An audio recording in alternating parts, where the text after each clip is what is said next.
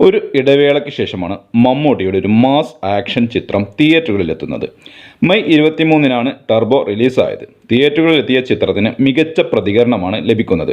ചിത്രത്തിൻ്റെ പ്രധാന ഹൈലൈറ്റ് മമ്മൂട്ടിയുടെ ഫൈറ്റ് രംഗങ്ങൾ തന്നെയാണ്. ഇപ്പോഴത്തെ ചിത്രത്തിലെ മമ്മൂട്ടിയുടെ പ്രകടനത്തെ പ്രശംസിച്ച് സംവിധായകൻ എം പത്മകുമാർ രംഗത്തെത്തിയിരിക്കുകയാണ്.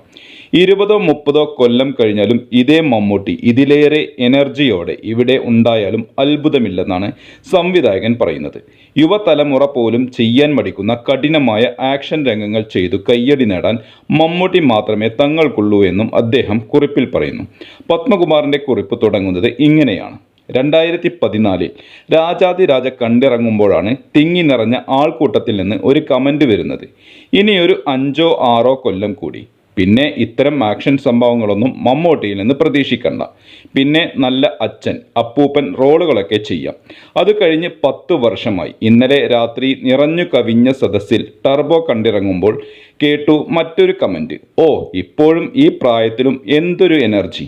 ഇനിയും ഒരു 10 കൊല്ലം കഴിഞ്ഞ് മറ്റൊരു ടർബോ വന്നാലും അതിശയിക്കേണ്ട. അതൊന്ന് തിരുത്തിയാൽ കൊള്ളാമെന്ന് എനിക്ക് തോന്നി. 10 അല്ല സുഹൃത്തെ, 20-30 കൊല്ലം കൂടി കഴിഞ്ഞാലും ഇതേ മമ്മൂട്ടി ഇതിലേറെ എനർജിയോടെ ഇവിടെ ഉണ്ടായാലും അത്ഭുതമില്ല. അത് ഞങ്ങളുടെ മമ്മൂക്കക്കും മാത്രമുള്ള സിദ്ധിയാണ്. ആ മഹാമനസ്സിന്, ആ അർപ്പണത്തിന്, ആ നടന വൈഭവത്തിന് കാലം കനിഞ്ഞു നൽകിയ അനുഗ്രഹമാണ്.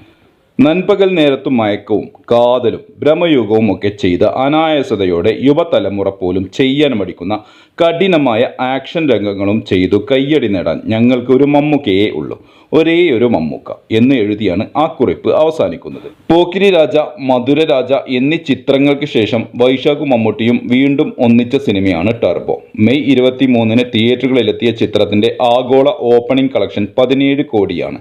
10 കോടിയാണ് 2 ദിവസം കൊണ്ട് ഇന്ത്യയിൽ നിന്നും നേടിയിരിക്കുന്നത്. മിഥുൻ മാനുവൽ തോമസിന്റെ തിരക്കഥയിൽ വൈശാഖ് സംവിധാനം ചെയ്ത ചിത്രത്തിൽ ജീപ്പ് ഡ്രൈവറായ ജോസ് എന്ന കഥാപാത്രത്തെയാണ് മമ്മൂട്ടി അവതരിപ്പിച്ചത്. കന്നഡ താരം രാജ്ബി ഷെട്ടിയാണ് ചിത്രത്തിന്റെ മറ്റൊരു ഹൈലൈറ്റ്.